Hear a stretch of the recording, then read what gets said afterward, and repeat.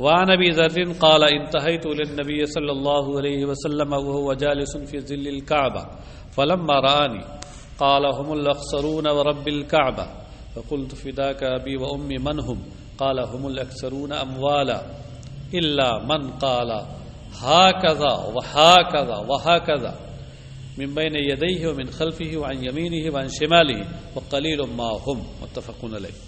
حضرت ابو ذر سے روایت ہے. اس سے پہلے میں نے بتایا تھا نا کہ زہاد صحابہ میں سے حضرت ابو ذر، تو ان کا ذہنی رجحان اور طبعی میلان دنیا سے بے رغبتی کی طرف تھا، اس لیے عام طور سے ان سے زیادہ تر حدیثیں اسی طرح کی مروی ہیں. تو کہتے ہیں حضرت ابو ذر سے روایت ہے کہ میں نبی اکرم صلی اللہ علیہ وسلم کی بارگاہ میں پہنچا. انتہا الی کا معنی ہوتا ہے الوصول الی، انتہیت اے وصلت.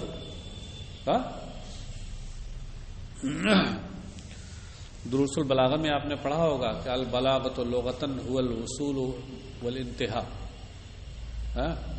انتہا الی پہنچنا. تو حضرت ابو ذر سے روایت ہے، انہوں نے کہا کہ میں نبی اکرم صلی اللہ علیہ وسلم کی بارگاہ میں پہنچا جبکہ آپ کعبہ مکرمہ کے سائے میں بیٹھے ہوئے تھے.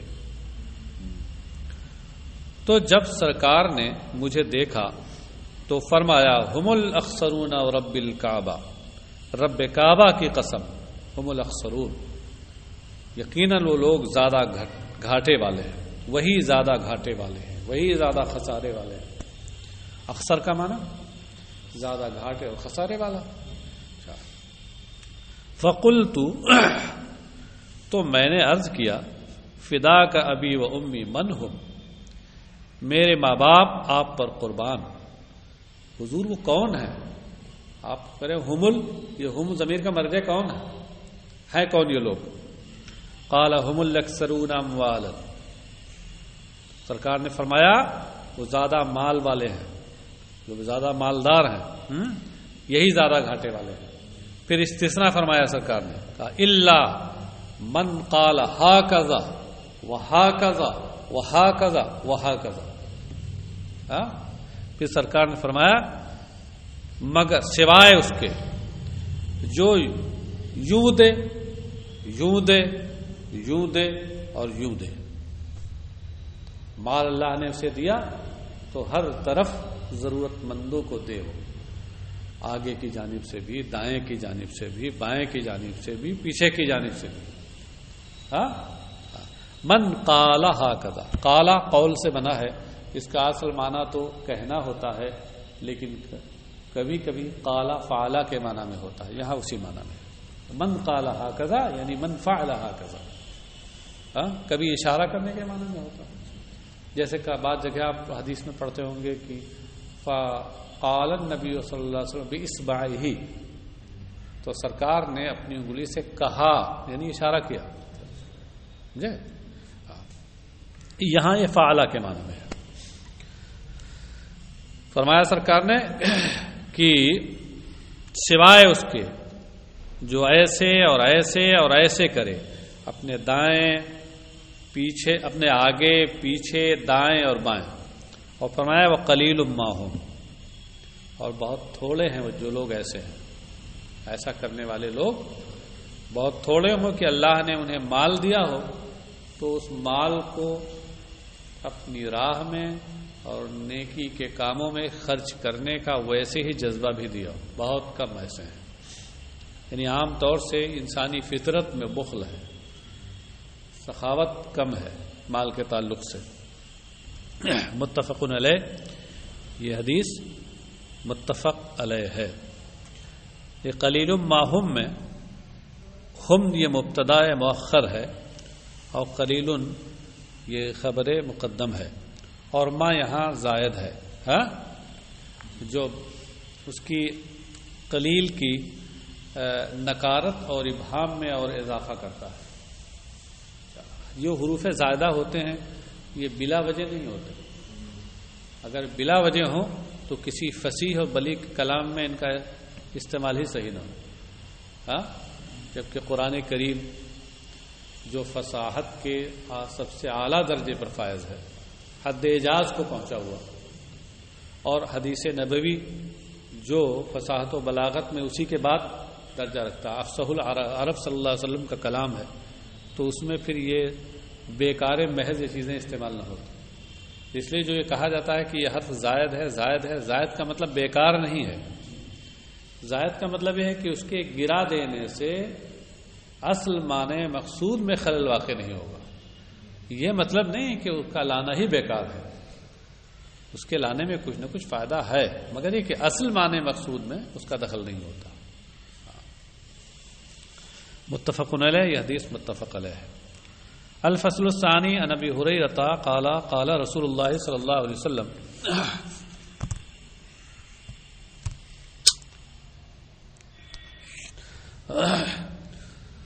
السخی قریب من اللہ قریب من الجنة قریب من الناس بعید من النار والبخیل بعید من اللہ بعید من الجنة بعید من الناس قریب من النار ولجاہل سخی احب الى اللہ من عابد بخیل رواہ الترمذی.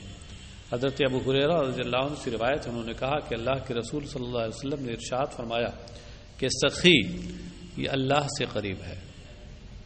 سخی اللہ سے قریب. اس حدیث میں سخاوت کی خوب مبالغے کے ساتھ تعریف کی گئی اور بخل اور کنجوسی کی مبالغے کے ساتھ مذمت کی گئی. ہاں، یہاں ذات سمجھ میں یہ آتا ہے کہ سخاوت سے مراد اور بخل سے مراد اس کا معنی اصطلاحی ہے. ہاں، کہ بخیل وہ ہے کہ جو شخص اپنے ذمے جو چیز واجب ہو اس کو بھی ادا نہ کرے، وہ بخیل ہے. اور سخی وہ ہوگا کہ اپنے اس کے اوپر جو چیز واجب ہوتی ہے اس کو ادا کرے. ہاں ہاں اچھا.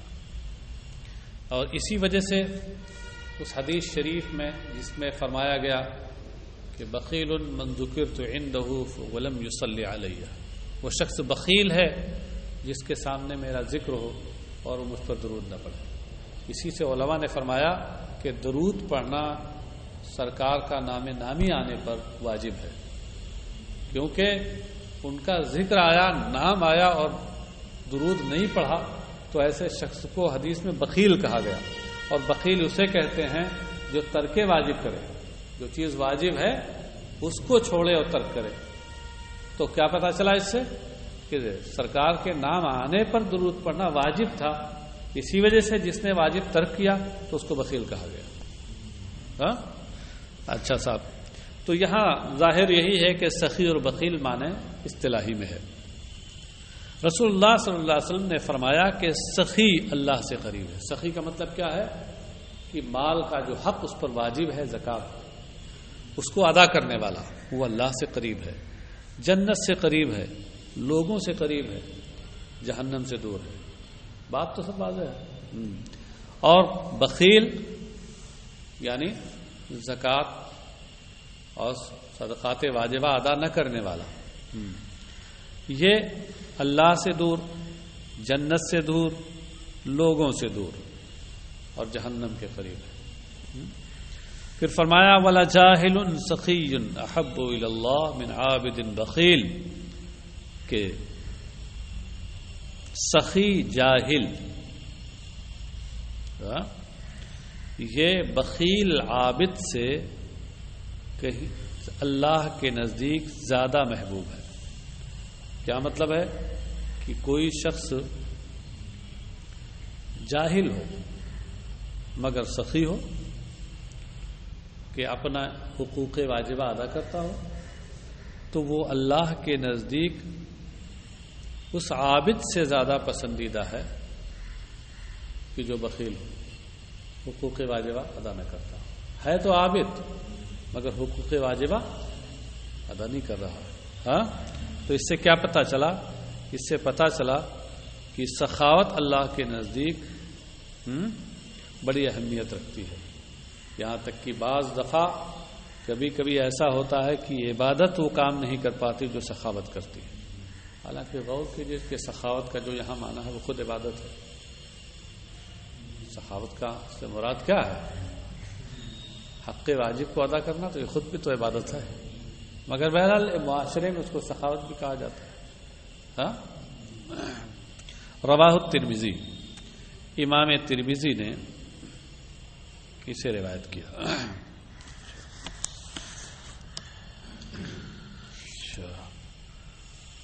عن ابی سعید الخدری قال قال رسول اللہ صلی اللہ علیہ وسلم لئن يتصدق المرء لئن يتصدق. دیکھیے یہاں بھی وہی ترکیب آئی نا اس سے پہلے، ان تبذل الفضل، بس فرق صرف یہ ہے کہ یہاں لام بھی آ گیا، لام تاکید. لئن يتصدق المرء في حياته بدرهم خير له من ان يتصدق ب100 عند موته رواه ابو داؤد. رسول اللہ صلی اللہ علیہ وسلم نے ارشاد فرمایا کہ آدمی اپنی زندگی میں 1 درہم صدقہ کرے، یہ اس کے لیے اس سے کہیں بہتر ہے کہ مرنے کے وقت 100 درہم صدقہ کرے. مرنے کے وقت اور زندگی میں صدقہ تو ظاہر ہے زندگی ہی میں کرے گا. ہاں، مرنے کے وقت سے مراد کیا ہے؟ مرنے کے بعد تو ہے نہیں.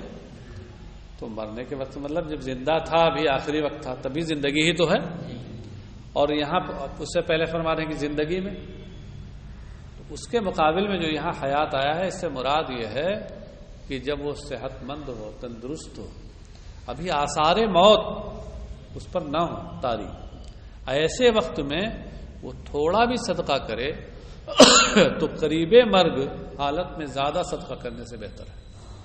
کیونکہ اب جب قریب مرگ ہو گیا اور موت کی علامتیں ظاہر و عیاں ہونے لگی، تو اب تو وہ سمجھ ہی رہا ہے کہ یہ مال ہمارے ہاتھ سے چلا جائے گا. اب ایسے وقت میں کہہ رہا ہے کہ لو ان کو دے دو اور ان کو دے دو اور ان کو دے دو، سمجھے؟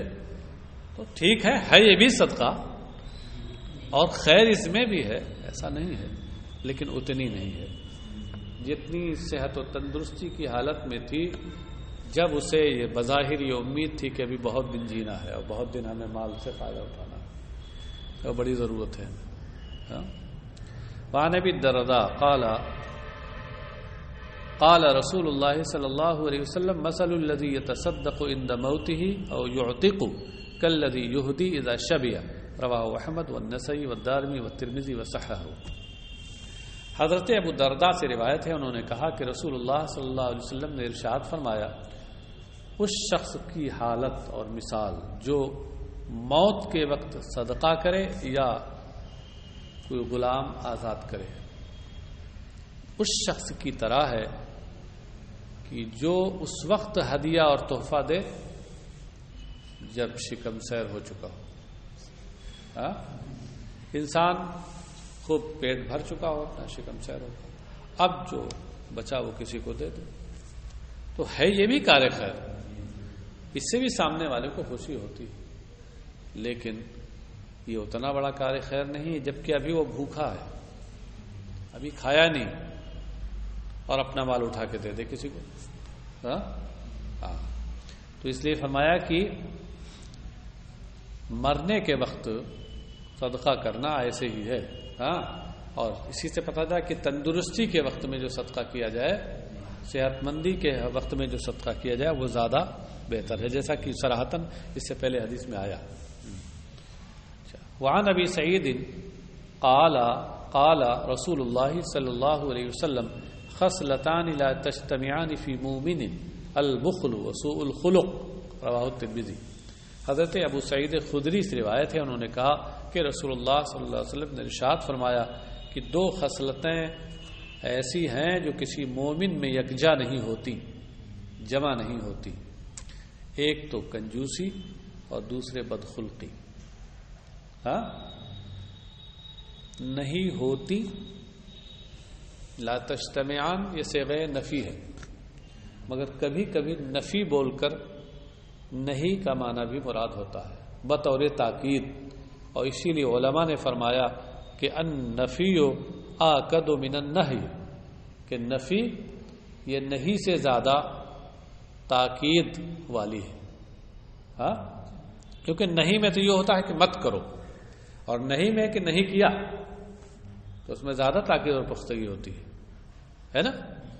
تو یہ ہو سکتا ہے کہ یہاں لا تجتمعان نفی بولا گیا ہو اور بطور مبالغہ اس سے مراد نہیں ہو.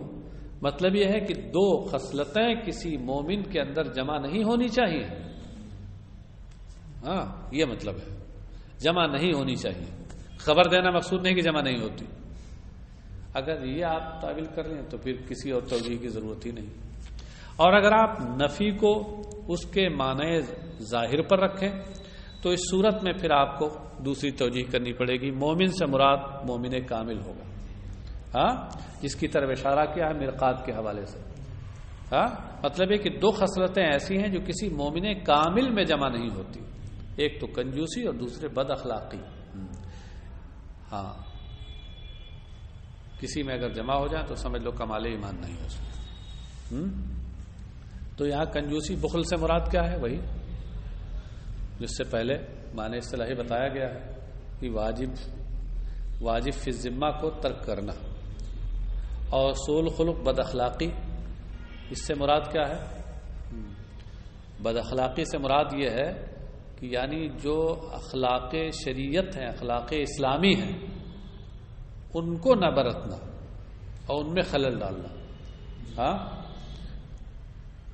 یہ نہیں کہ غیر اسلامی اخلاق بھی اس کے اندر آ جائیں.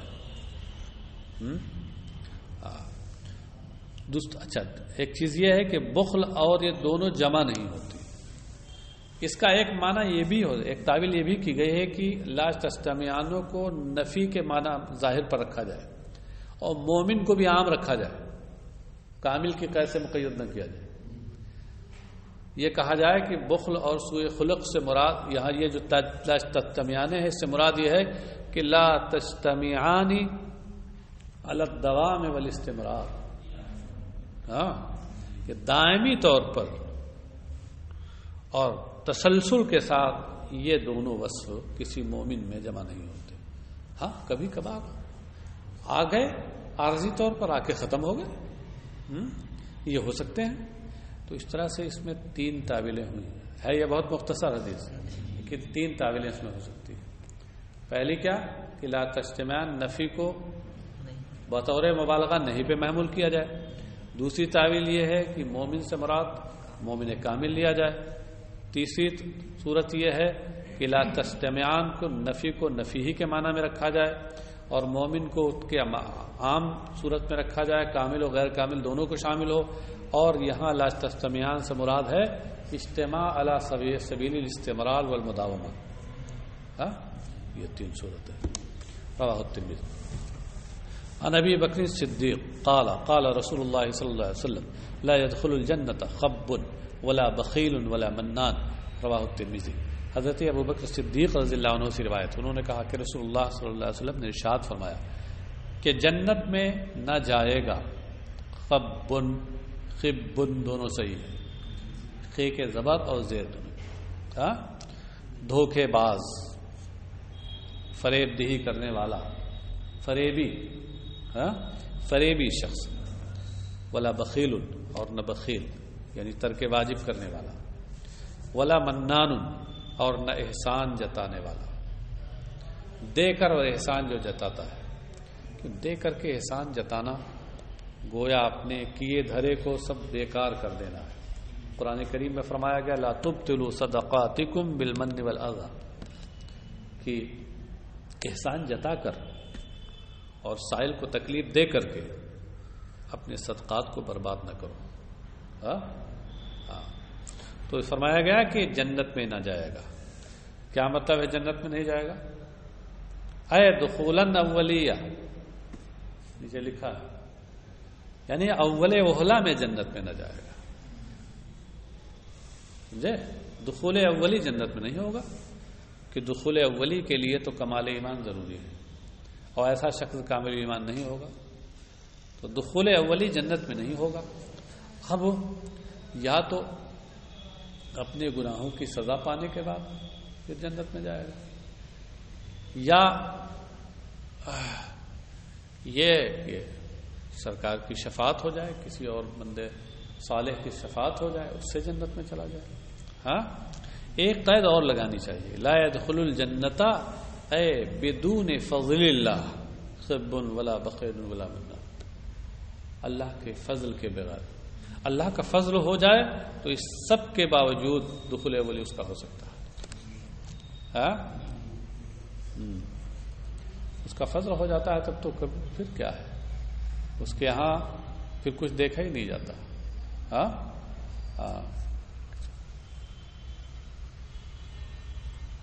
ایک ابدی شاعر ہے تو اس نے کہا ہے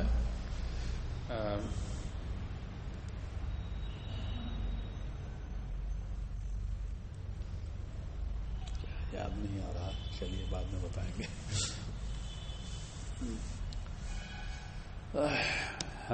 وعن ابي هريره قال قال رسول الله صلى الله عليه وسلم شر ما في الرجل شح هالع وجبن خالع رواه ابو داود. حضرت ابو ہریرہ سے روایت ہے، انہوں نے کہا کہ رسول اللہ صلی اللہ علیہ وسلم نے ارشاد فرمایا کہ آدمی کے اندر پائی جانے والی چیزوں میں سب سے بدتر وہ بخل ہے جو بے صبری کرنے والا ہو. حلع کا معنی ہوتا ہے بے صبری کا مظاہرہ کرنا، اور حالے اسی سے اس میں فاعل ہے، تو مطلب کیا ہے کہ بے صبری کرانے والا بخل یہ انسان کے اندر پائی جانے والی چیزوں میں سب سے بدتر. وہ جبن خالع، اور وہ بزدلی کی جو انتہائی سخت ہو، انتہائی سخت. تو حاصل کیا ہوا کہ بخل، غائب درجے کا بخل، انتہائی درجے کی بزدلی، یہ دونوں چیزیں انسان کی خصلتوں میں سب سے بدتر ہیں. رواہ ابو داود، ابو داود نے اسے روایت کیا، اور یہ کتاب اس کے بارے میں بار بار بتا چکا ہوں کہ یہ مشکات المصابیح ہے، یعنی امام بغوی کی کتاب مصابیح السنہ کی کو سامنے رکھ کر کے لکھی گئی ہے. اسی کی حدیثوں کو ایک خاص تہذیب، شائستگی اور ترتیب کے ساتھ، حسن ترتیب کے ساتھ انہوں نے جمع کیا. تو اس حسن ترتیب میں کبھی کبھی ایسا بھی ہوا ہے کہ امام محی السنہ بغوی نے کوئی حدیث کسی باب اور فصل میں رکھی تھی، مگر صاحب مشکات نے دیکھا کہ یہاں اس کا رکھنا مناسب نہیں ہے، یہ تو فلاں باب کے زیادہ مناسب ہے، تو انہوں نے اپنی ترتیب میں وہ اس حدیث کو نکال کے اس بات تک پہنچا دیا.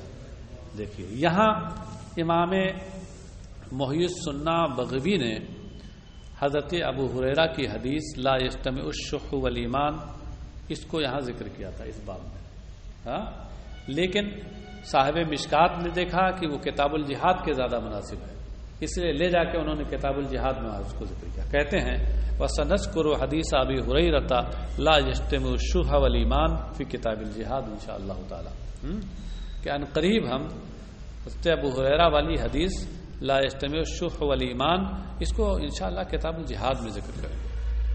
اب اگر یہ تشریح آپ کو نہیں معلوم ہے تو اس جملے کا مطلب نہیں آپ بتا سکتے کیا ہے، کس لیے یہ کہہ رہے ہیں، کیا ضرورت ہے ان کو کہنے کی. کہنے کی اس لیے ضرورت ہے کہ ان کی اس کتاب کا جو ماخذ ہے اس میں یہ حدیث یہی تھی، لیکن اس کے مضمون کا تقاضا یہ تھا، اس کے مضمون کو اس باب اور اس فصل سے زیادہ مناسبت کتاب الجہاد سے تھی، اس لیے انہوں نے حسن ترتیب قائم کرنے کے لیے اور ترتیب کے اندر خوبی پیدا کرنے کے لیے وہاں لے جا کے رکھ دیا اس کو.